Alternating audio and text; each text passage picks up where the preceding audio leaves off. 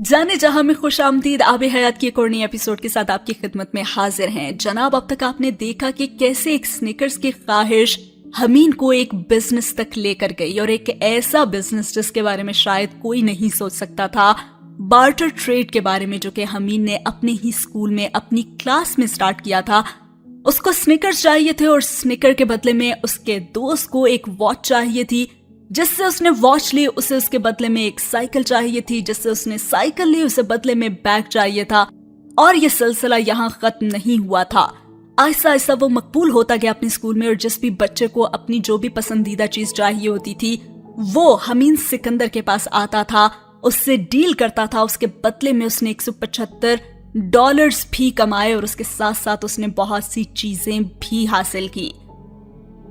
यह बिजनेस चलते चलते पूरे स्कूल में बहुत ज्यादा मशहूर हो गया, और फाइनली रईसा, जो उसकी सीक्रेट पार्टनर थी, उसने ये बात अपने घर वालों से छुपाने की भी कोशिश की। लेकिन कब तक बात छुप सकती है, कब तक ऐसे प्लान्स छुप सकते हैं? और फाइनली बात पहुंच गई उसके वालिदैन तक, और एक अदद वार्निंग लेटर भी मिल चुका है।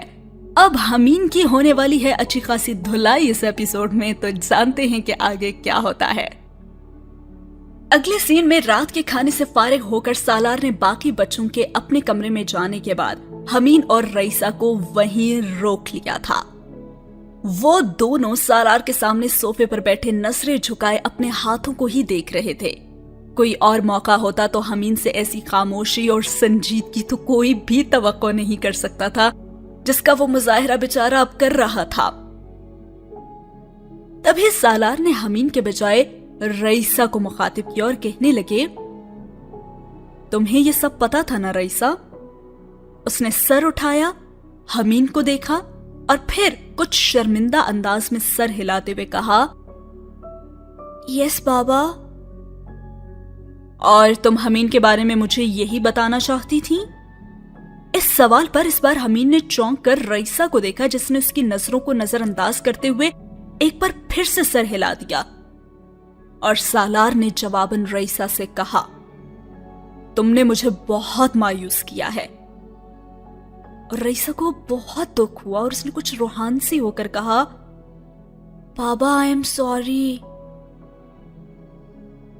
यह काबिले माफी नहीं है रईसा, उन्होंने जवाबन कहा। और हमीन ने उसकी हिमायत करने की कोशिश की और कहने लगा, बाबा इसमें रईसा का कोई कसूर भी नहीं है।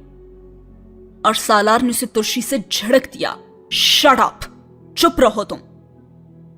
हमीन और रईसा दोनों गुमसुम हो गए थे। उन्होंने सालार के मुंह से इस तरह के लफ्ज और इस अंदाज में उनका इजहार पहली बार देखा था। सालार ने तहमकाना अंदाज में रईसा से कहा, जिसकी आंखें अब आंसू से भर रही थीं, तुम अब यहां से जाओ। और सालार को अंदाजा था कि वो चंद लम्हों में रोना शुरू कर देगी, इसलिए उसने यहां से जाने के लिए उसे कह दिया। और वो फिलहाल वहां बैठकर उसे बहलाना तो नहीं चाहता था। तभी रईसा चुपचाप वहां से चली गई और सिटिंग एरिया में अब सिर्फ वही दोनों बाप बेटा रह गए थे। सालार ने उससे फिर बातचीत शुरू की और कहने लगा, तुम्हें स्कूल में बिजनेस करने के लिए भेजा गया था क्या? हमीन ने बड़े मोहतात अंदाज में उससे नजरें मिलाए बगैर कहा, नहीं। फिर किस काम के लिए भेजा गया था? सालार ने उससे अगला सवाल किया। पढ़ने के लिए।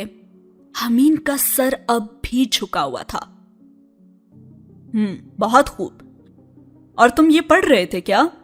सालार ने बेहद खफगी से उससे कहा, बाबा मैंने जो भी किया है आपको बता कर किया है। हमीन ने यकदम कहा, क्या क्या बताया तुमने मुझे अपने बिजनेस के बारे में? उसने मुख्तसरन कहा। और उस वक्त सालार को कई महीने पहले अपनी और हमीन सिकंदर की वो गुफ्तगू याद आई, जब उसने एक रात बड़ी संजीदगी से उसके पास आकर उससे बिजनेस के हवाले से बातचीत की थी। और उस वक्त वो अपने काम में मसरूफ था और उसने हमीन के इन सवालों को सिर्फ उसका तजस्सुस का हिस्सा ही समझा था, जो उसे हर चीज के बारे में होती थी। तब हमीन ने सालार सिकंदर से ये पूछा था, बाबा अगर हमें कोई चीज हासिल करनी हो तो हम कैसे करेंगे? वो सवाल इतना सादा था कि सालार हैरान हुए बगैर नहीं रह सका था। वो इतने सीधे सवाल तो कभी भी नहीं करता था। सालार ने जवाबन उससे पूछा था, क्या मतलब, क्या चीज हासिल करनी है तुम्हें? بابا کچھ بھی، کوئی بھی ایسی چیز جو کسی دوسرے کے پاس ہو اور ہمیں اچھی لگے تو ہم اس سے کیسے لیں؟ سالار نے اپنے لیپ ٹاپ پر کام کرتے ہوئے اس سے پوچھا تھا، کیا لینا ضروری ہے؟ بہت ضروری بابا، اس نے بے حد مختصر جواب دیا۔ محنت کرو اور وہ چیز خرید لو۔ یہ جواب دیتے ہوئے سالار کو اندازہ نہیں تھا کہ وہ اسے راستہ دکھا رہے تھے۔ وہ سوچ میں پڑ گیا تھا۔ آپ کے کہنے کا مطلب ہے کہ ہمیں بزنس کرنا پڑے گا؟ اس نے سالار سے تب پوچھا تھا۔ ظاہر ہے بزنس ہی کرنا پڑے گا نا، سالار نے جواب دیا۔ اور بزنس کیسے کرتے ہیں؟ حمید نے جواباً پوچھا۔ بزنس پلان بنا کر۔ وہ اپنے کام میں مصروف اس کے سوالوں کا جواب دیتا گیا اور اس کی نوعیت مقصد کے بارے میں غور کیے بغیر۔ وہ کیسے بناتے ہیں؟ سب سے پہلے تو یہ طے کرنا ہوتا ہے کہ کیا بزنس کرنا ہے، اور اس کے بعد اس کے لیے انویسٹمنٹ چاہیے۔ اگر وہ نہ ہو تو؟ حمید نے پوچھا۔ تو پھر کوئی ایسی اسٹریٹجی ہونی چاہیے جس سے کسی پارٹنر کو آن بورڈ لا کر انویسٹمنٹ کی کمی پوری کی جا سکے۔ اوکے، تو بزنس اسٹریٹجی ہونی چاہیے اور اس کے بعد پارٹنرز، پھر کیا؟ وہ بے حد متجسس ہو رہا تھا۔ پھر ایفیکٹو امپلیمنٹیشن، جو پلان کیا ہو اس پر اچھی طرح سے عمل درآمد کیا جائے اور وقت پر۔ وہ ایک بزنس پلان کو جتنی سادگی سے اسے سمجھا سکتا تھا اسے سمجھا رہا تھا۔ اور سب سے آخر میں کلائنٹ کو مطمئن کرنا تاکہ آپ کو اور بھی کلائنٹس ملتے رہیں۔ اوکے، حمید نے یہ اصول بھی سمجھ لیا تھا۔ اس کے بعد کے وہم و گمان میں بھی نہیں تھا اس وقت کہ وہ اس سے جو کچھ پوچھ رہا تھا اس کا استعمال وہ کس طرح سے اور کہاں کرے گا۔ سالار بہت دیر تک اپنے اس 9 سالہ ہم شکل کو دیکھتا رہا جس کے چہرے کی معصومیت سے اب بھی اندازہ لگانا مشکل تھا کہ وہ کبھی بھی کوئی غلط کام کر سکتا تھا۔ اور تب سالار نے کہا تو صرف اتنا، میں ناخوش ہوں تمہارے اس بیہیویئر سے، مجھے اندازہ نہیں تھا کہ تم یہ سب کرو گے بیٹا۔ تبھی حمید کی طرف سے جواب تڑ سے آیا، I am sorry بابا۔ لیکن سالار کو احساس تھا اس معذرت میں شرمندگی نہیں تھی۔ اعتماد اور قابلیت ہر وقت پسند نہیں آتی۔ سالار کے ساتھ بھی اس وقت وہاں بیٹھے یہی ہو رہا تھا۔ لیکن بیٹا تمہیں یہ سب کرنے کی ضرورت پیش ہی کیوں آئی؟ حمید نے بے اختیار ایک گہرا سانس لیا اور پھر اس نے باپ کو سنیکرز کے جوڑے کی وجہ سے سٹارٹ کیے جانے والے اس بزنس کی نیچر کی تفصیلات بتانا شروع کر دی۔ سالار ٹوکے بغیر اس کی گفتگو سنتا رہا۔ حمید نے کچھ بھی نہیں پھر چھپایا تھا۔ اسکول میں ماں باپ کی اپنی وجہ سے ہونے والی شرمندگی دیکھنے کے بعد اس نے یہی فیصلہ کیا تھا کہ وہ انہیں سب کچھ بتا دے گا اور اب کوئی بھی جھوٹ نہیں بولے گا۔ جب وہ خاموش ہوا تو سالار نے اس سے پوچھا، وہ کانٹریکٹس کہاں ہیں جو تم نے ان سب سے سائن کروائے ہیں؟ حمید وہاں سے اٹھ کر کمرے میں گیا اور کچھ دیر بعد ایک فائل لے کر واپس آیا۔ اس نے وہ فائل سالار کی طرف بڑھا دی۔ سالار نے فائل کھول کر اس کے اندر موجود معاہدے کی شقوں پر نظر ڈالی اور پھر حمید سے پوچھا، یہ کس نے لکھی ہیں بیٹا؟ بابا میں نے خود، اس نے جواب دیا، اور سالار اس معاہدے کو پڑھنے لگا۔ ایک 9 سالہ بچے نے اس معاہدے میں اپنے ذہن میں آنے والی ہر اس چک کو شامل کیا تھا جو اسے ضروری لگی تھی یا جو اس نے کہیں بھی دیکھی ہوگی، اور سالار متاثر ہوئے بغیر نہیں رہ سکا۔ معاہدے کی صرف زبان بچکانا تھی لیکن شکیں نہیں۔ حمید نے اس معاہدے کے ذریعے اپنے آپ کو مکمل طور پر محفوظ کر لیا تھا۔ یہ اس کی بدقسمتی تھی کہ وہ بچوں کے ساتھ ڈیلنگ کر رہا تھا اور اسے بچوں کی نفسیات کا اندازہ نہیں تھا کہ وہ بدلتے موڈ کے تابع ہوتے ہیں، معاہدوں کے نہیں۔ سالار نے فائل بند کی اور پھر اس سے پوچھا، اور جو رقم تم نے ان سب لوگوں سے لی ہے وہ کہاں ہے؟ وہ میرے پاس ہے بابا، حمید نے جواب دیا۔ کیا تم نے کچھ خرچ کی؟ سالار نے فوراً پوچھا۔ نہیں، ابھی تک تو نہیں کی، لیکن ارادہ تھا میرا، اس نے فوراً سے کہا، اور پھر سالار نے سر ہلا دیا۔ پھر فائل اس کے ہاتھ میں دیتے ہوئے اس سے کہا، اب تم ایک اور لیٹر لکھو گے جس میں تم اپنے ان سب کلائنٹ سے معذرت کرو گے اور انہیں ان کی رقم اور وہ چیزیں لوٹاؤ گے جو تمہارے پاس ہیں۔ اس کے بعد تم وہ ساری چیزیں ان سب لوگوں تک واپس پہنچاؤ گے جو تم نے ایکسچینج کی ہیں۔ اور حمین تو چند لمحوں تک ساکت رہا اور پھر اس نے سر ہلایا، یعنی جو کام اس نے ابھی تک کیا تھا فارورڈ ڈائریکشن میں، وہ سارا کا سارا اب اسے ریورس کرنا تھا۔ اوکے پاپا، لیکن میں یہ کروں گا کیسے؟ اس نے سالار سے کہا۔ بھائی تم تو اب ایک بزنس مین ہو، تمہیں اگر وہ بزنس کرنا آتا تھا تو یہ بھی آنا چاہیے نا۔ سالار اٹھ کر کھڑا ہو گیا، اور پھر جب تم یہ کام ختم کر لو گے نا تو ہم دوبارہ بات کریں گے، تمہارے پاس اب 1 ہفتہ ہے۔ اس نے اپنے بیٹے کو بالکل ایک بزنس مین کی طرح ہی ڈیل کیا تھا، اور حمید نے جاتے ہوئے باپ کی پشت دیکھی، جو وہ اسے کرنے کا کہہ کر گئے تھے وہ اس کے لیے بے حد شرمندہ کرنے والا کام تھا۔ یعنی کہ ہر بچے کے پاس جا کر وہ معذرت کرے گا، اس کے پیسے واپس کرنا مشکل نہیں تھا، لیکن معذرت کرنا، اسے پتا تھا ہر بچہ بے حد خوشی خوشی اپنے پیسے واپس لے لے گا، لیکن اصل مسئلہ اس چیز کے مالک کو پہنچانا تھا۔ اسے گھر بیٹھے یہ اندازہ تھا کہ کوئی بچہ بھی خوشی خوشی اسے وہ چیز واپس نہیں کرے گا جو وہ اس بارٹر ڈیل کے ذریعے حاصل کر چکا تھا، اور پھر ضروری نہیں کہ ہر بچے نے وہ چیز صحیح حالت میں رکھی بھی ہو۔ خود اس کے پاس موجود دوسرے بچے کے سنیکرز بھی اب کھیل کھیل کر پرانے ہو گئے تھے، اور اسے وہاں بیٹھے بیٹھے اندازہ ہو رہا تھا کہ باپ اسے کس پریشانی میں ڈال کر گیا تھا۔ حمید نے اگلی صبح اسکول بس میں رئیسہ سے پوچھا، رئیسہ تم نے بابا سے میرے بارے میں بات کی کیوں؟ اور رئیسہ نے جواباً اس سے کہا، میں نے کچھ بتایا تو نہیں، لیکن میں تمہارے لیے پریشان تھی۔ اگر تم بتا دیتی تو میں تم سے کبھی بھی بات نہیں کرتا، سمجھی تم؟ حمید نے اس سے کہا۔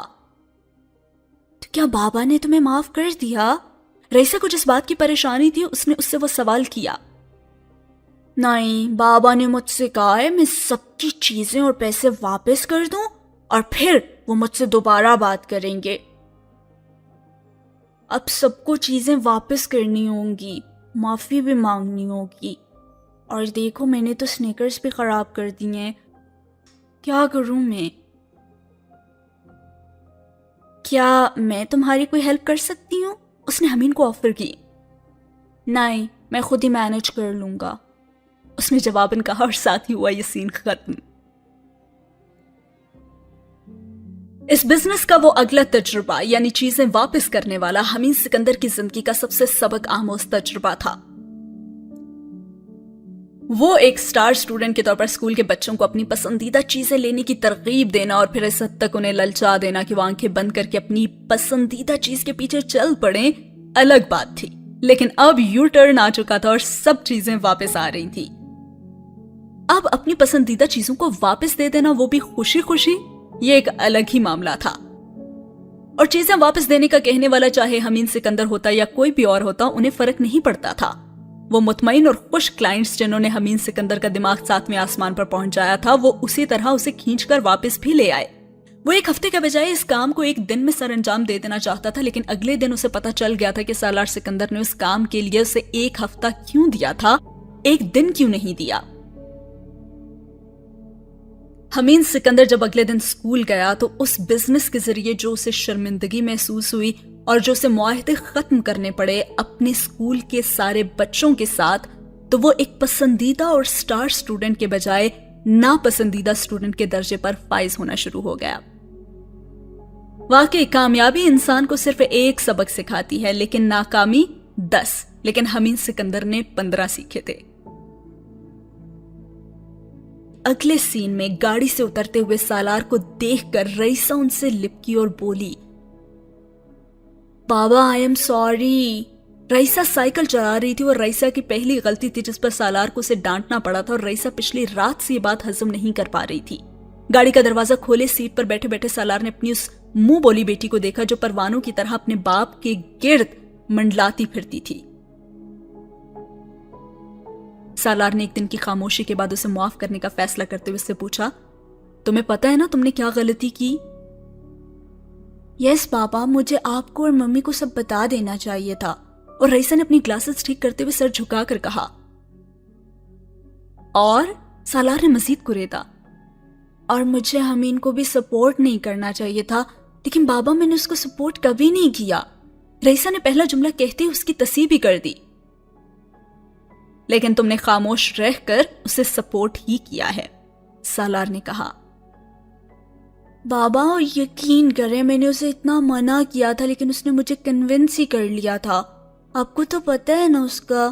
رئیسہ نے اپنا مسئلہ اور وضاحت پیش کی۔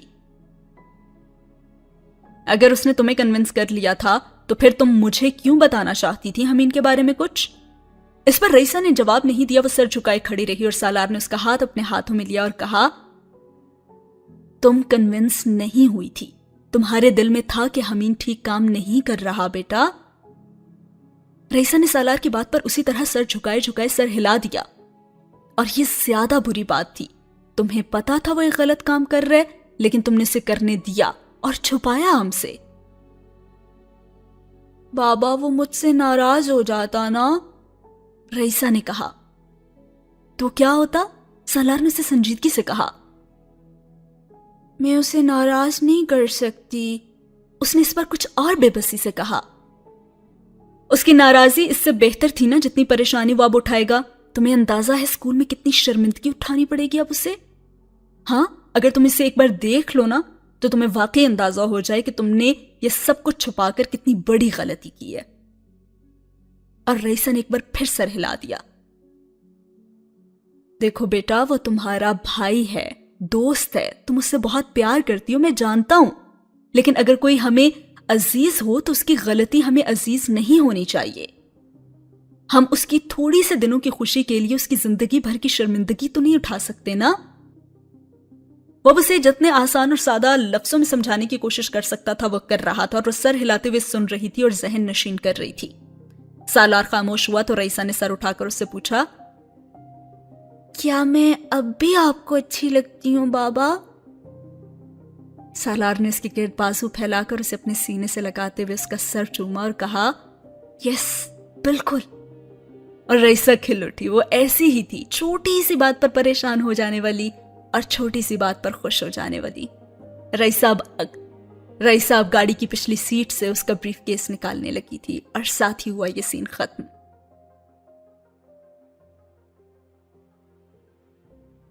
اگلا سین شروع ہوتا ہے عنایا اور ایرک کی سٹوری سے۔ آپ کو یاد ہوگا کہ کچھ دن پہلے ایرک جب عنایا کی ماما یعنی کہ امامہ سے ملا تھا اور اس نے اپنی پسندیدگی کا اظہار کیا تھا، تو امامہ نے اسے ٹالتے ہوئے کہا تھا کہ جب تم بڑے انسان بن جاؤ گے، جب تم گریجویشن کر لو گے، یونیورسٹی میں پہنچ جاؤ گے، اس کے قابل ہو جاؤ گے، تو ہم اس بارے میں تب بات کریں گے۔ اور اسے اس وقت لگا تھا کہ تب تک یہ بات بھول جائے گا، لیکن یہ اس کی غلط فہمی تھی۔ شاید اب پریکٹیکلی ایرک نے وہ سب کچھ کرنا شروع کر دیا تھا جو کہ امامہ نے اسے کرنے کے لیے کہا تھا۔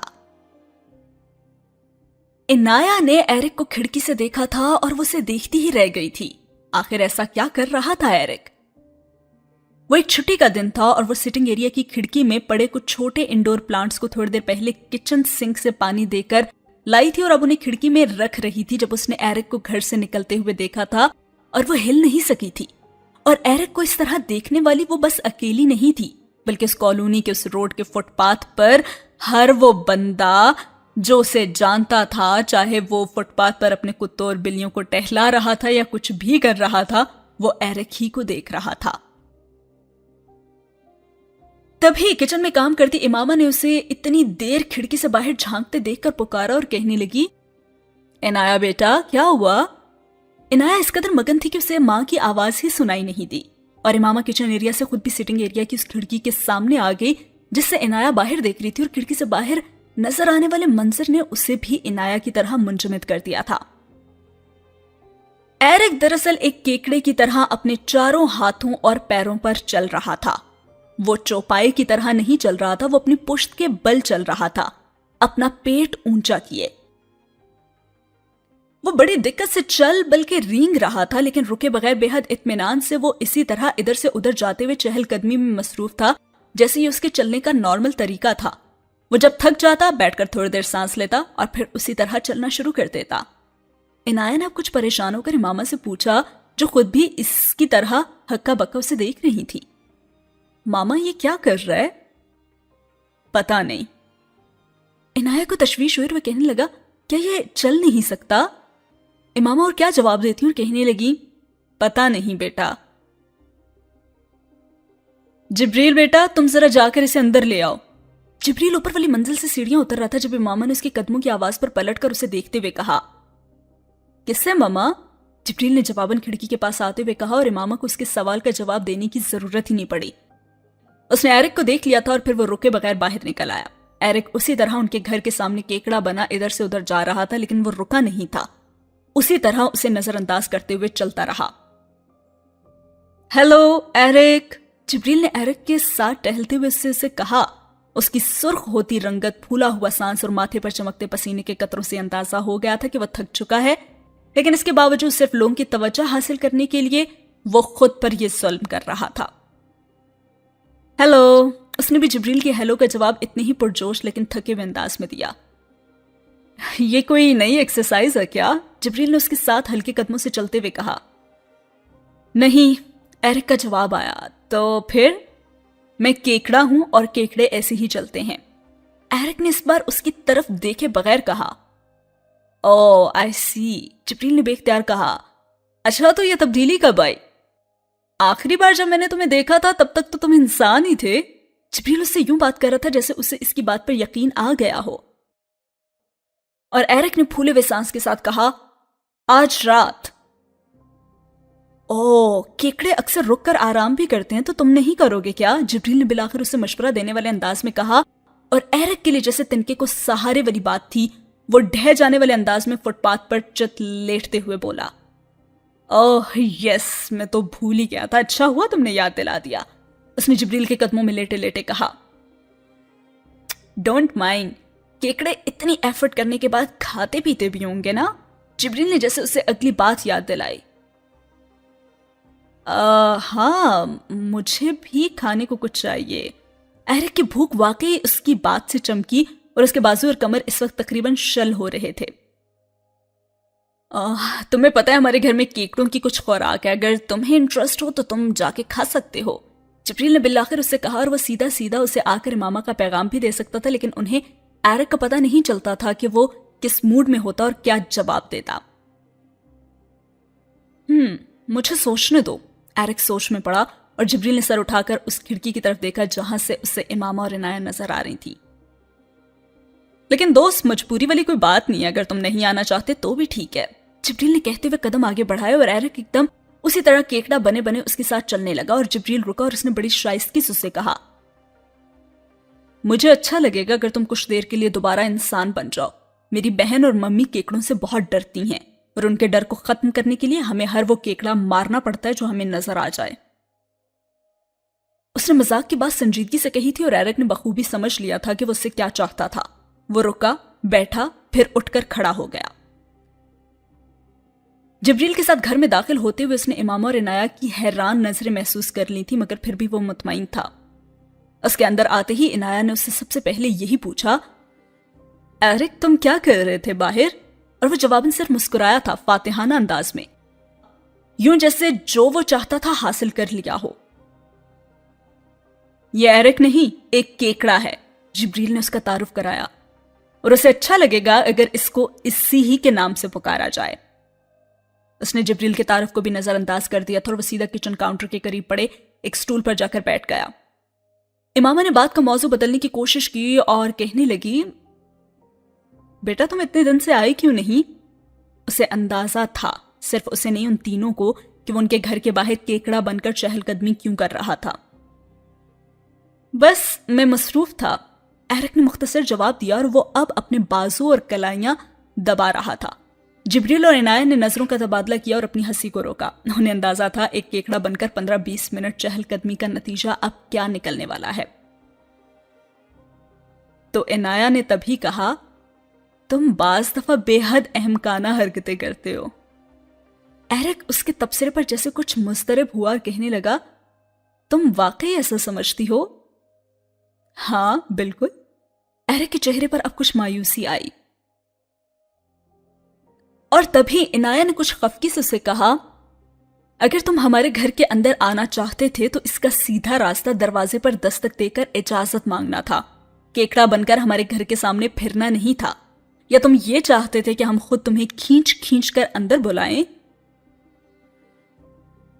اور ایرک کا چہرہ سرخ ہو گیا. یہ شرمندگی تھی اس بات کی کہ وہ اس کی حرکت کی وجہ سمجھ گئے تھے. اور ایرک نے اس کی بات کے جواب میں امامہ کو دیکھتے ہوئے کہا مسز سالار مجھے پسند نہیں کرتی. اور امامہ اسے دیکھ کر رہ گئی. اسے اندازہ نہیں تھا کہ وہ ایسے کہہ دے گا. پہلی بار اس کے سمجھانے کا اثر ایرک پر یہ ہوگا. خیر وہ تو ہم میں سے کوئی بھی نہیں کرتا, خاص طور پر میں, but you are still welcome. اور یہ جبریل تھا جس نے ماں کے جواب دینے سے پہلے جواب دیا تھا اور وہ فریج سے ایک سافٹ ڈرنک نکال رہا تھا. میرے بھی تمہارے بارے میں کچھ ایسے ہی خیالات ہیں. ایرک نے اسے ٹکڑا توڑ جواب دیا تھا. اوہ ریلی؟ جبریل اب اسے زج کر رہا تھا. وہ جانتا تھا ایرک کو اس کی بات بری لگی تھی. ایرک نے اپنا انداز وہی رکھا لیکن وہ یہاں ان لوگوں کے پاس آ کر ایک بار پھر ویسے خوش اور پرسکون تھا جیسا وہ ہمیشہ ہوتا تھا. ان کے گھر میں گرم جوشی تھی جو سب کے لیے تھی. ایرک بھی اس نرم سی گرماہٹ کو محسوس کر سکتا تھا.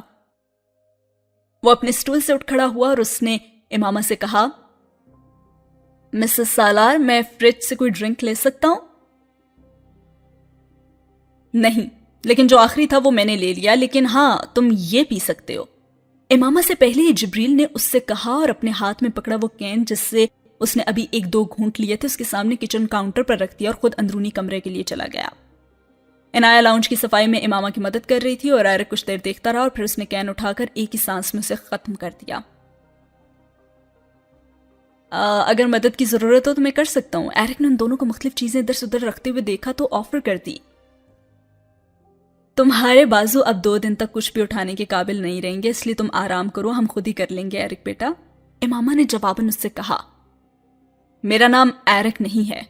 ایرک نے بے حد سنجیدگی سے امامہ کو جواب دیا. ہاں پتہ ہے تمہارا نام اب کریب ہے. عنایہ نے مذاق اڑانے والے انداز میں اس سے کہا اور وہ کہنے لگا نہیں, میرا نام عبداللہ ہے. امامہ اور عنایہ نے بیک وقت پہلے اسے دیکھا اور پھر ایک دوسرے کو. کیا مطلب؟ امامہ کچھ ہکا بکا سی رہ گئی. اب میرا نام ایرک نہیں عبداللہ ہے. ایرک نے اپنا جملہ اسی سنجیدگی سے دہرایا تھا. کس نے بدلا ہے تمہارا نام؟ عنایہ بھی ماں کی طرح دنگ تھی. میں نے خود, ایرک نے فخری انداز میں خالی کین ڈسٹ بن میں پھینکتے ہوئے کہا. ایرک ایک بہت خوبصورت نام تھا, امامہ نے بے حد سنجیدگی سے اسے کہا. کیوں عنایہ بیٹا؟ اس نے روانی میں عنایہ سے پوچھا. نہیں ممی, عبداللہ زیادہ خوبصورت نام ہے. عنایہ نے ماں کی تائید نہیں کی لیکن بڑے جتانے والے انداز میں بتایا کہ وہ عبداللہ سے کیا مفہوم لے رہی تھی. وہ اللہ کا نام تھا اور وہ امامہ سے ایرک کے سامنے یہ نہیں کہنا چاہتی تھی کہ اللہ کا نام سب سے خوبصورت ہوتا ہے. سالار اور امامہ نے امریکہ میں اپنے بچوں کو مذہب سے نا آشنا نہیں رکھا تھا اور ماں باپ سے بڑھ کر یہ کام جبریل کرتا تھا جو ان تینوں کو قرآن کی بہت ساری باتیں بتاتا تھا. لیکن اپنے مذہب سے مکمل طور پر واقف ہونے اور بعمل ہونے کے باوجود ان دونوں نے اپنے بچوں کو اس معاشرے میں رہتے ہوئے مذہبی مباحث میں حصہ لینے سے ہمیشہ باز رکھا تھا. وہ مسلمان کے طور پر واضح شناخت رکھنے کے باوجود کسی بھی طرح کسی دوسرے مذہب سے تعلق رکھنے والے شخص کی دل آزاری کا باعث نہیں بنتے تھے اور اپنے مذہب کو دوسروں کے لیے تکلیف پہنچانے کا ذریعہ نہیں بناتے تھے. لیکن ایرک کو عبداللہ بننے کی ضرورت کس لیے؟ امامہ کو اس کی بات سمجھ میں آ گئی تھی. اس کے باوجود وہ ایرک سے کہے بغیر نہ رہ سکی. وہ جس موضوع سے بچنا چاہتی تھی بات آج پھر وہیں آ گئی تھی. کیوں ضرورت نہیں آنٹی؟ ایرک نے اسی انداز میں امامہ سے پوچھا. اس سوال کا جواب امامہ کے پاس نہیں تھا. تبھی فوراً عنایہ نے کہا تمہاری ممی کو پتا ہے کہ تم نے نام بدل لیا ہے؟ نہیں ابھی تو نہیں پتا لیکن میں بتا دوں گا, ایرک نے اسی سہولت سے کہا. اور یہ نام تم نے رکھا کیسے ہے؟ امامہ پوچھے بغیر نہیں رہ سکی. انٹرنیٹ سے ڈھونڈا ہے, ایرک نے اطمینان سے کہا. تو کیا اس کا مطلب تم جانتے ہو؟ امامہ نے اگلا سوال کیا. جی ہاں, اللہ کا بندہ. اس نے امامہ کو ایک بار پھر لاجواب کیا تھا. میں چاہتا ہوں کہ آپ سب اب مجھے عبداللہ کہا کریں۔ ایرک نے اگلا مطالبہ کیا، لیکن اس سے کیا ہوگا؟ اس پر وہ امامہ کے سوال پر خاموش رہ گیا۔ واقعی اس سے کیا ہو سکتا تھا؟ وہ کچھ دیر اور وہیں کھڑا رہا اور پھر کچھ بھی کہے بغیر خاموشی سے دروازہ کھول کر باہر نکل گیا۔ امامہ کو عجیب سا احساس ہوا۔ وہ کھڑکی کی طرف گئی اور باہر جھانکا۔ اس کا خیال تھا کہ وہ ایک بار پھر کیکڑا بن کر فٹ پاتھ پر پھر رہا ہوگا، لیکن وہ باہر نہیں تھا۔ ماما عبداللہ برا نہیں ہے۔ وہ عنایہ کی آواز پر کرنٹ کھا کر پلٹی۔ عنایہ بیٹا، وہ ایرک ہے، صرف نام بدل لینے سے وہ عبداللہ نہیں ہو سکتا بیٹا۔ امامہ نے کہنا ضروری سمجھا، لیکن یہ جملہ کہتے ہوئے اسے اپنی آواز کی بازگشت نے عجیب انداز میں ہلایا تھا اور عنایہ خاموش رہی اور ساتھ ہی ہوا یہ سین ختم۔ اگلا سین آ چکا تھا حمین کا، جہاں پہ سالار نے حمین کو 1 ہفتے کا وقت دیا تھا وہ ساری چیزیں واپس لوٹانے کا اور معافی مانگنے کا، اور فائنلی یہ کام سر انجام دے چکا تھا حمین، اور اب وہ واپس آ کر اپنے باپ کے سامنے بیٹھا انہیں وہ فائل دے رہا تھا۔ سالار نے اس فائل کا بغور جائزہ لیا، اس میں سارے لگے ہوئے کاغذات کو باری باری دیکھا اور آخری کاغذ فائل میں رکھنے کے بعد اس نے سامنے بیٹھے حمین کو دیکھا اور فائل بند کی اور اسے واپس تھما دی اور کہنے لگے، جی تو اس سارے تجربے سے تم نے کیا سیکھا؟ اور حمین نے اپنے اسی انداز میں کہا، بہت ساری باتیں بابا۔ سالار نے اپنی ہنسی بے اختیار چھپائی اور کہنے لگے، اچھا تم صرف 2 باتیں بتا دو مجھے۔ اس نے بے ساختہ پہلی بات یہ کہی، بابا یہ جو بچے ہوتے ہیں نا، یہ اچھے کلائنٹس نہیں ہوتے ہیں۔ اور کیا؟ سالار نے پوچھا۔ اور یہ کہ بزنس آسان نہیں ہے۔ اس نے چند لمحے خاموش رہ کر سالار سے کہا۔ سالار نے تائید کی، پھر اس سے کہا، ہر وہ چیز جو اچھی لگے اور دوسرے کی ملکیت ہو ہماری زندگی کا مقصد نہیں ہو سکتی، نہ ہی ہماری موسٹ فیوریٹ چیز ہو سکتی ہے، سمجھے؟ سالار نے اس کے بزنس سلوگن کو جان بوجھ کر دہرایا جو اس نے اس کے کانٹریکٹ میں پڑھا تھا، اور اس کے کانٹریکٹ میں لکھا تھا، اپنی پسندیدہ چیز حاصل کریں۔ ایک لمحے کے لیے اس سلوگن نے اسے چکرا کر ہی رکھ دیا تھا۔ وہ اس کی اولاد کا بزنس سلوگن کیسے ہو سکتا تھا، اور وہ بھی 9 سال کی عمر میں؟ اور دوسری بات یہ کہ ہماری موسٹ فیوریٹ چیز وہی ہوتی ہے اور ہونی بھی چاہیے جو ہمارے پاس ہے۔ کسی دوسرے کی موسٹ فیوریٹ چیز چھیننے کا ہمیں حق نہیں ہے۔ وہ اپنے 9 سالہ بیٹے کو بزنس کے گر بتانے میں اخلاقیات کا درس دینے کی کوشش کر رہا تھا۔ پتہ نہیں صحیح کہہ رہا تھا یا غلط، مگر سالار سکندر باپ تھا، وہ اپنے 9 سالہ بیٹے کو یہ نہیں سکھا سکتا تھا کہ بزنس میں کوئی اخلاقیات نہیں ہوتی، صرف پیسہ ہوتا ہے یا نہیں ہوتا، اور باقی ہر چیز سیکنڈری تھی۔ تمہیں پتہ ہے انسان کے پاس سب سے طاقتور چیز کیا ہے؟ اس نے حمین سے پوچھا۔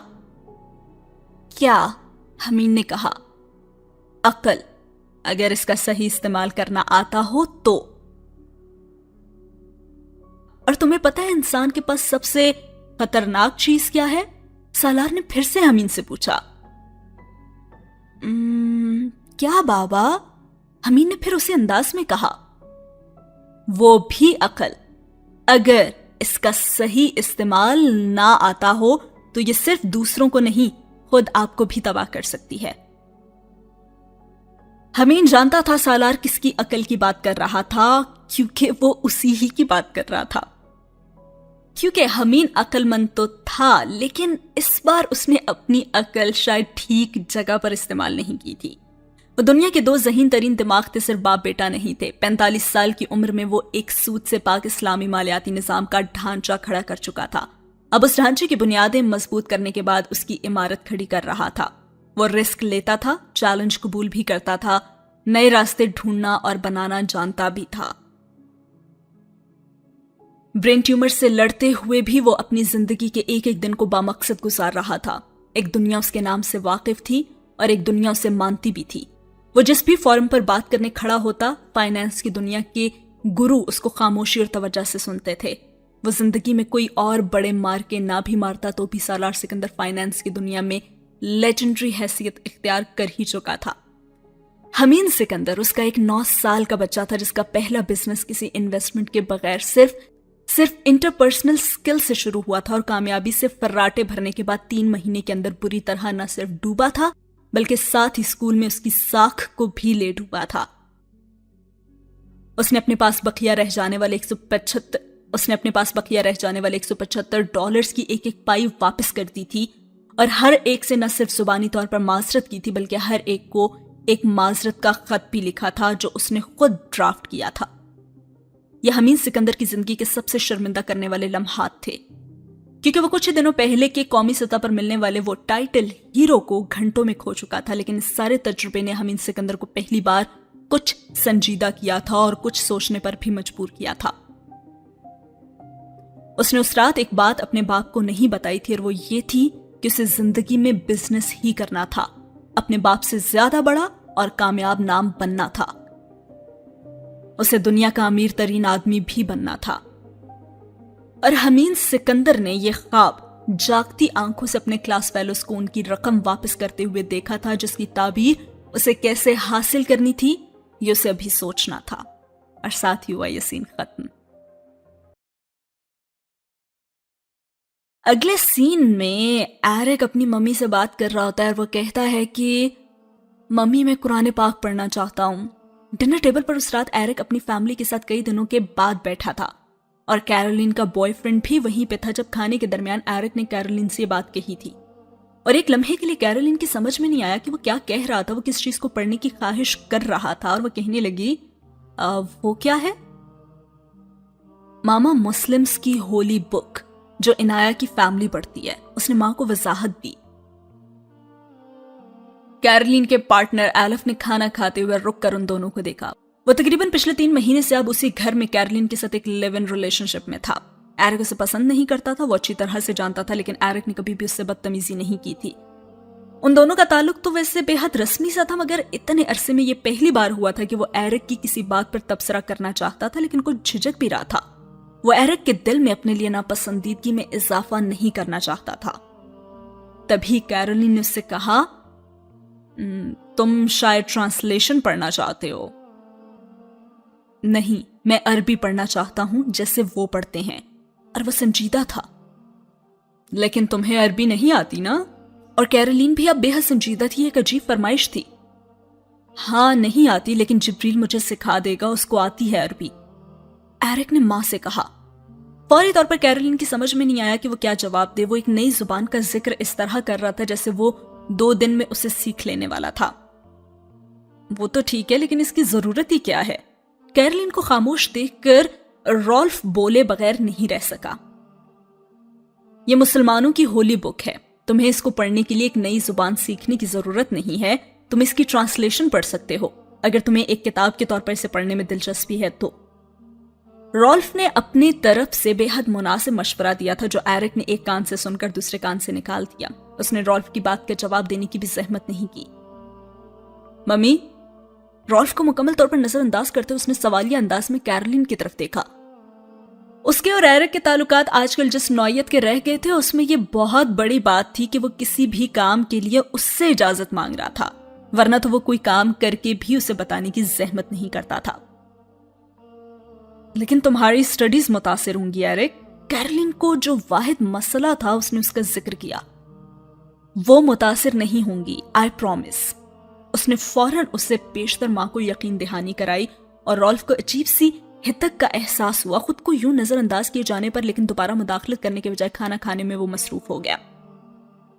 اوکے ٹھیک ہے، لیکن اگر تمہاری سٹڈیز پر کوئی اثر نہیں پڑتا تو میں تمہیں روکوں گی نہیں، لیکن اگر تمہاری سٹڈیز پر اثر پڑا تو میں تمہیں روک بھی دوں گی۔ اور ایرک کا چہرہ کھل اٹھا۔ اوکے، اس نے جیسے ماں کو تسلی دینے والے انداز میں کہا۔ تم کب جایا کرو گے جبریل کے پاس قرآن پاک پڑھنے؟ کیرولین نے پوچھا۔ بس ہفتے میں 2 بار۔ ٹھیک ہے، وہ جیسے مطمئن ہو گئی۔ آپ جبریل کی ممی کو فون کر کے بتا دیں کہ آپ نے مجھے اجازت دے دی ہے اور آپ کو کوئی اعتراض نہیں ہے، ایرک نے کہا، اور کیرولین کو پلک جھپکتے میں سمجھ آ گیا تھا کہ اس ساری اجازت کا اصل مقصد کیا تھا۔ رالف کے سامنے وہ ایرک سے یہ نہیں کہنا چاہتی تھی کہ وہ یقیناً جبریل کے خاندان کی شرط کی وجہ سے اس سے اجازت لینا چاہ رہا تھا۔ ہاں ٹھیک ہے، میں فون کر دوں گی، کیرولین نے کہا और एरिक शुक्रिया अदा करते हुए खाना खत्म करके चला गया।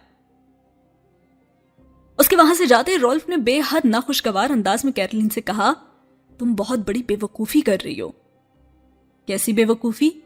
वो समझते हुए भी ना समझी। तुम्हारा बेटा पहले ही तुम्हारे लिए सर दर्द बना हुआ है, वो टेम्परामेंटल है और तुम उसे कुरान पाक और अरबी सीखने के लिए भेज रही हो ताकि वो इंतहा पसंद हो जाए, वो भी एक मुस्लिम खानदान के पास। और कैरोलिन हंस पड़ी। अरे नहीं, तुम उस खानदान को जानते नहीं हो रॉल्फ, मैं 3.5 साल से जानती हूं। नेबर्स हैं हमारे, और जेम्स की मौत के बाद उन्होंने हमारा बहुत ख्याल रखा है, कैरोलिन कह रही थी। मैं मार्क और सिबल को अक्सर उन लोगों के पास छोड़कर जाती हूं और वो एरिक को कुछ बुरा नहीं सिखाएंगे। सिखाना होता तो वो उसे मेरी इजाजत के बगैर भी सिखाना शुरू कर देते थे, मुझे कैसे पता चलता? कम से कम एरिक ऐसा नहीं है कि वो कोई भी काम मुझसे पूछे बगैर करने का तसव्वुर भी ना कर सके। अगर वो मुझसे पूछ रहा है तो वाकई उन्होंने ही कहा होगा। लेकिन तुम फिर भी सोच लो, मैं नहीं समझता कि ये एक अच्छा फैसला, एक डिस्टर्ब बच्चे को कुरान पाक पढ़ाना, वो अगर मुसलमानों ही की तरह वायलेंट यानी तशद्दुद पसंद हो गया तो। रॉल्फ के अपने ही खदशात थे जिन्हें कैरोलिन ने ज्यादा अहमियत नहीं दी थी। ऐसी कोई बात नहीं है, मुझे पता है एरिक के मिजाज का। उसे किसी चीज का शौक पैदा हो तो बस शौक नहीं जुनून सवार हो जाता है। लेकिन ये सब ज्यादा दिन नहीं चलता, वो बड़ी जल्दी बोर होना शुरू हो जाता है। और ये तो एक दूसरी जुबान सीखना है, तुम देख लेना, 1-2 हफ्तों के बाद खुद ही छोड़ देगा वो। कैरोलिन ने बेहद मुतमईन अंदाज में रॉल्फ के खदशात खत्म करने की कोशिश की, और जो उसने कहा था उसे उस पर यकीन था, मगर वो फिर भी खुश इसलिए थी कि कई हफ्तों के बाद उसके और एरिक के दरमियान बाहमी रजामंदी से एक बात हुई थी। एरिक उस इजाजत के अगले ही दिन दोबारा इमामा और सालार के घर पहुंच गया था, जिब्रील के पास कुरान पाक का आगाज करने। वो एक दिन पहले भी इसी तरह जिब्रील के पास गया था और वो उस वक्त कुरान पाक की तिलावत कर रहा था और एरिक उसके पास जाकर बैठ गया था और फिर इतनी देर उसके पास बैठा रहा कि जिब्रील को बिलाखिर तिलावत खत्म करके उससे पूछना पड़ा कि वहां किस काम से आया है वो। तो वो कहने लगा, मैं भी ऐसे कुरान पाक पढ़ना और सीखना चाहता हूं जैसे तुम पढ़ रहे हो। उसने जिब्रील को जवाब दिया था और वो उसकी शक्ल देखकर रह गया था, उसे उसका मुतालबा अजीब लगा था। मेरी तो ये मजहबी किताब है इसलिए पढ़ रहा हूं मैं, उसने एरिक को समझाने की कोशिश की। तुम पढ़कर क्या करोगे इसे? तब एरिक ने कहा था कि मुझे दिलचस्पी है जानने में और मुझे अच्छा लगता है जब तुम तिलावत करते हो। और फिर जिब्रील ने उससे कहा था कि तुम इंटरनेट पर ट्रांसलेशन पढ़ सकते हो या मैं तुम्हें दे दूंगा एक इंग्लिश ट्रांसलेशन, और तुम्हें तिलावत अच्छी लगती है तो तुम वो भी वहां से डाउनलोड करके सुन सकते हो। तुम्हें इसके लिए कुरान पाक की तिलावत सीखने की जरूरत नहीं है। जिब्रील ने बहुत ही नरमी से जैसे उसे रास्ता समझाया था, लेकिन वो बज़िद था और कहने लगा, लेकिन मैं ट्रांसलेशन नहीं पढ़ना चाहता और मैं तिलावत सुनना नहीं खुद करना चाहता हूं जैसे तुम करते हो, और इसके लिए मुझे इसको पढ़ना और समझना जरूरी है। लेकिन ये बहुत लंबा काम है एरिक, एक दिन में नहीं हो सकता। जिब्रील ने उसे टालने की कोशिश की लेकिन वो नहीं टला। कितना लंबा काम है? एरिक ने पूछा। तुम्हें तो शायद कई साल लग जाएं। तो कोई मसला नहीं, मेरे पास बहुत वक्त है, एरिक ने बहुत मुतमईन होकर उससे कहा था। और जिब्रील अजीब मुश्किल में पड़ गया था। एरिक कई बार पढ़ाई के हवाले से कोई बात उससे पूछने आ जाता और जिब्रील उसे समझा दिया करता था, लेकिन ये उनकी मुकद्दस किताब की बात थी।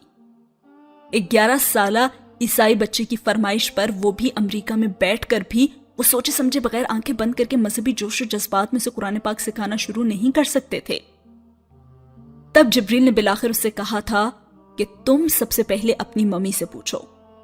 उसने जिब्रील को यकीन दिलाने की कोशिश तो की थी और कहा था कि मम्मी को कोई इशू नहीं होगा, मुझे पता है, लेकिन फिर भी जिब्रील का इसरार था कि अगर उनको कोई इशू नहीं है तो उन्हें ये बात मुझसे या फिर मम्मी से कहनी होगी। और तभी एरिक ने अपनी मम्मी से यह बात की थी। उस वक्त एरिक ने कहा कि मैं अपने लिए कुछ भी फैसला कर सकता हूं, मुझे हर काम मम्मी से पूछने की जरूरत नहीं है। लेकिन जिब्रील ने उससे फिर भी कहा था कि तुम अभी छोटे हो एरिक और ज्यादा समझदार भी नहीं हो। जब तक तुम 18 साल के नहीं हो जाते तुम्हें हर काम अपनी मम्मी से पूछकर करना होगा, जैसे हम लोग अपने पेरेंट्स से पूछकर करते हैं, और ये कोई बुरी बात नहीं है। जिब्रील ने उसे समझाया था और वो आधा घंटा उससे बहस करके उसे कायल करने की कोशिश तो करता रहा कि इजाजत लिए बगैर वो काम कर सकता है, कोई गलत बात नहीं है। लेकिन जिब्रील कायल नहीं हुआ था और उसे आखिरकार अपनी माँ से इजाजत लेनी ही पड़ी थी और उसने हार मान ली थी। اور اس نے اجازت اب لے بھی لی تھی اور ساتھ ہی ہوا یہ سین ختم۔ اگلا سین وہاں سے شروع ہوتا ہے جہاں پہ کیرولین امامہ کو فون کال کرتی ہے، جو کہ واقعی ایک سرپرائز تھا ان کے لیے، اور بڑے خوشگوار انداز میں اس سے بات چیت کرتے ہوئے امامہ کو اس اجازت کے بارے میں بتاتی ہے جو ایرک کو اس نے دے دی تھی، اور امامہ حیران رہ گئی تھی۔ اسے ایرک اور جبریل کے درمیان اس حوالے سے ہونے والی گفتگو کا بالکل بھی علم نہیں تھا، اور جب امامہ نے جبریل کے پاس آ کر اس سے اس بارے میں پوچھا تو جبریل نے کہا، ممی مجھے یقین تھا وہ نہ اپنی ممی سے بات کرے گا اور نہ ہی وہ اسے اجازت دیں گی، میں نے اس لیے کہا تھا۔ اور پھر امامہ نے اسے کیرولین کی کال کے بارے میں مطلع کرتے ہوئے بتایا، لیکن بیٹا اب اس کی ممی نے مجھے کال کر کے کہا ہے کہ انہیں کوئی اعتراض نہیں ہے، تو اب کیا کریں؟ امامہ نے کہا، کیا کرنا ہے ماما، وہ ہنس پڑا تھا، قرآن پاک سکھاؤں گا اسے اب۔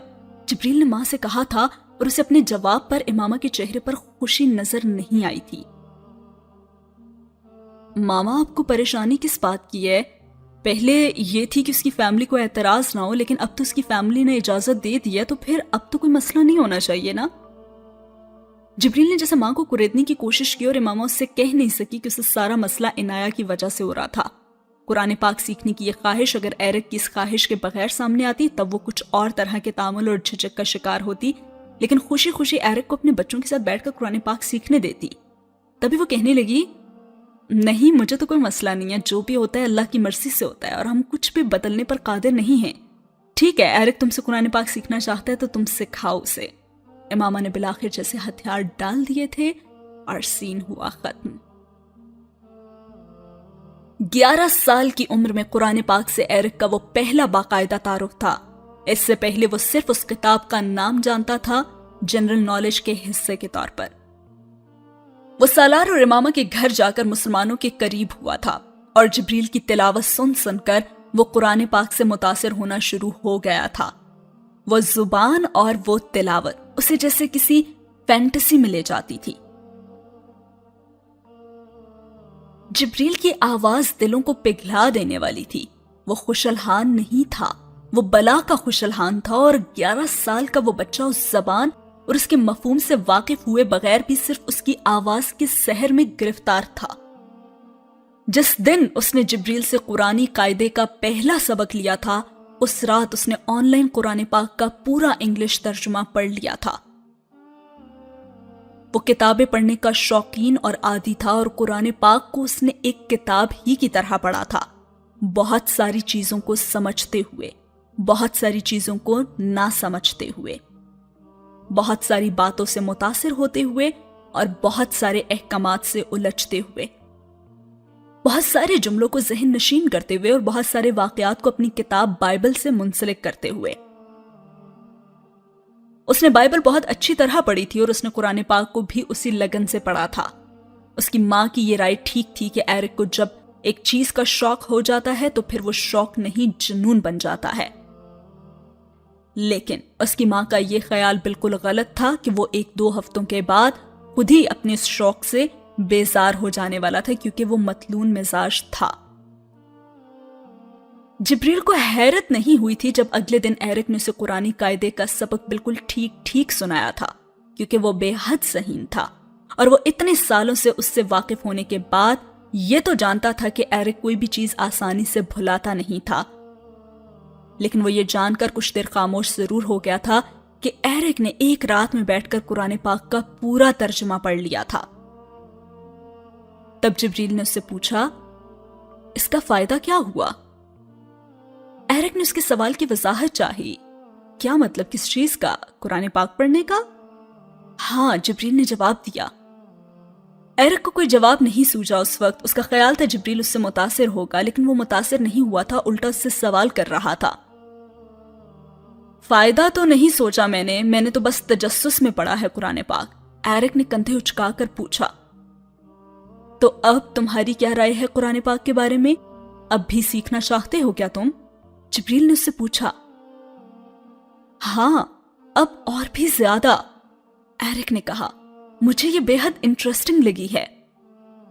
اور جبریل اس کی بات پر مسکرایا تھا۔ وہ ایسے بات کر رہا تھا جیسے انسائکلوپیڈیا کے بارے میں بات کر رہا ہو یا کسی دلچسپ کتاب کے بارے میں جو وہ مکمل پڑھے بغیر نہیں رہ سکا ہو۔ मुकद्दस किताबों को सिर्फ पढ़ लेना कोई बड़ी बात नहीं होती, जिब्रील ने उससे कहा था। इसे पढ़ने के साथ साथ इस पर अमल करना भी जरूरी है। और एरिक उसको बगौर देखते हुए उसकी बात सुन रहा था। ये मैं जानता हूं, उसने कहा। ये वही बात है जो वो अपने माँ बाप से भी बहुत बार सुन चुका था। उस दिन जिब्रील ने उसे दूसरा सबक कुरानी कायदे का नहीं दिया था, उसने उसे दूसरा सबक उसे एक अच्छा इंसान बनने के हवाले से दिया था। देखो, कोई भी ऐसी चीज जिसका ताल्लुक अल्लाह से है और जो हम सीखते हैं, तो फिर उस दिन हमारे अंदर दूसरों के लिए कुछ ज्यादा बेहतरी आनी चाहिए ताकि ये नजर आए कि हम कोई खास चीज सीख रहे हैं। जिब्रील ने उसे समझाया था। वो तबलीग तो नहीं करना चाहता था और ये मुश्किल काम भी था कि अपने मजहब का डंका बजाए बगैर किसी को ये समझा सके कि इस्लाम आखिरी मजहब क्यों था, कामिल तरीन क्यों था। और फिर वो उससे कहने लगा, वो सारे सब्जेक्ट जो हम स्कूल में पढ़ते हैं और जो हम वहां सीखते हैं, वो हमारी पर्सनैलिटी पर असरअंदाज नहीं होते। वो सिर्फ तब हमारे काम आते हैं जब हमें एग्जाम देना हो, जॉब करनी हो या फिर बिजनेस करना हो। किताबें हमें बाइल्म बनाती हैं, बाअमल नहीं। बाअमल हमें सिर्फ वो किताब बना सकती है जो अल्लाह ताला ने इंसान को सिर्फ बाअमल करने के लिए उतारी है। और एरिक उसकी बात बड़ी तवज्जो से सुन रहा था, बिल्कुल वैसे ही जैसे इससे पहले कोई चीज समझा करता था वो। और फिर जिब्रील ने उससे मजीद ये कहा, तुम्हें पता है बाबा ने मुझसे कहा था कि अगर हम अच्छे इंसान ना बन सके ना और अपने खानदान और मुआशरे के लिए तकलीफ का बाइस हों, तो इबादत करने और मजहब के बारे में पढ़ने का कोई फायदा नहीं। क्योंकि मजहब और मजहबी किताबें अल्लाह ताला ने सिर्फ एक मकसद के लिए उतारी हैं कि हम अच्छे इंसान बनकर रहें, एक दूसरे के हकूक व फराइज का ख्याल रखें, खास तौर पर उनका जो हमारी जिम्मेदारी है, जैसे तुम्हारे छोटे बहन भाई और तुम्हारी मम्मी तुम्हारी जिम्मेदारी हैं। तुम्हारा अपना जिस्म और जहन तुम्हारी अपनी जिम्मेदारी है। जिब्रील बड़ी जहानत से गुफ्तगू को उस मौजू की तरफ मोड़ रहा था जिस पर वो एरिक से बात करना चाहता था, और एरिक ये बात समझ रहा था। वो छोटा था, बेवकूफ नहीं था। वो कहीं और बैठा होता तो कभी इस मौजू पर किसी को बात करने की इजाजत शायद ना देता। वो इन इशू के हवाले से इतना ही हसास था, लेकिन वो इस घर में आकर किसी से भी कुछ भी सुन लेता था। तो अब तुमने देखना है कि जिस दिन तुम कुरान पाक पढ़कर जाते हो, उस दिन तुम्हारे अंदर क्या तब्दीली आती है। उस दिन तुम अपनी फैमिली के लिए और दूसरों के लिए क्या अच्छा काम करते हो। जिब्रील ने जैसे उसे चैलेंज दिया था और एरिक ने वो चैलेंज कबूल किया और कहने लगा, मैं कोशिश करूंगा। फिर उसने जैसे उसकी मदद मांगी। क्या जिब्रील तुम मेरी मदद कर सकते हो कि आज मैं घर जाकर क्या करूं?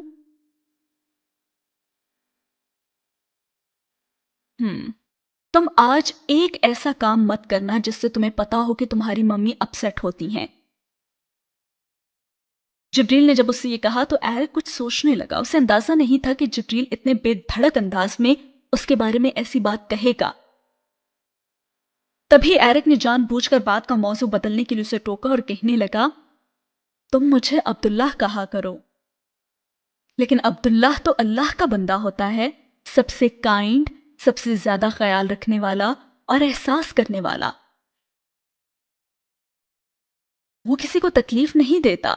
मैं तुम्हें अब्दुल्लाह तब कहना शुरू करूंगा जब तुम सबसे पहले अपनी मम्मी को तकलीफ देना बंद कर दोगे। जिब्रील ने उसकी कोशिश को कामयाब नहीं होने दिया था और एरिक जैसे कुछ और परेशान हुआ। एक लम्हे के लिए उसे लगा जैसे जिब्रील उससे जो कुछ कह रहा था वो उसकी मम्मी के कहने पर कह रहा था, लेकिन वो उससे बहस में नहीं उलझा था और उसने खामोशी से उसकी बात मान ली थी। उस दिन एरिक घर जाकर पहली बार रॉल्फ से खुश दिली से मिला था। कैरोलिन और वो दोनों सिटिंग एरिया में बैठे फुटबॉल मैच देख रहे थे।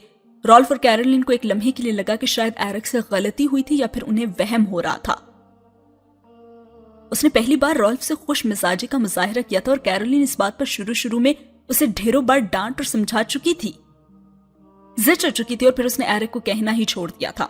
एरिक और रॉल्फ के दरमियान कभी कोई तकरार नहीं हुई थी, लेकिन रॉल्फ ये जानता था कि वो उसे पसंद नहीं करता और उसने भी एरिक के साथ फासले कम करने की कोशिश नहीं की थी।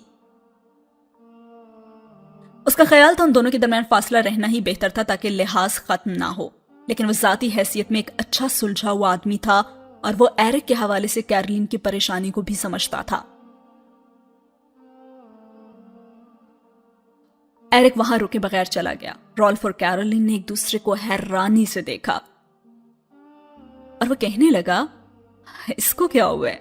रॉल्फ ने कुछ खुशगवार हैरत से कहा था। पता नहीं, कैरोलिन कंधे उचकाकर लाइल्मी का इजहार किया। वो पहली तब्दीली नहीं थी जो एरिक में आई थी, वो आहिस्ता आहिस्ता मजीद तब्दील होता गया, वैसा ही जैसा वो पहले हुआ करता था। कुरान पाक का सबक हफ्ते में 2 दिन के बजाय वो अब हर रोज लेने जाया करता था।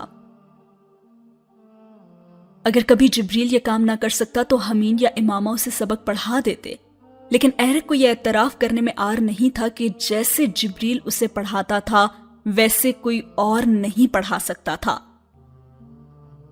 उसकी आवाज में तासीर थी।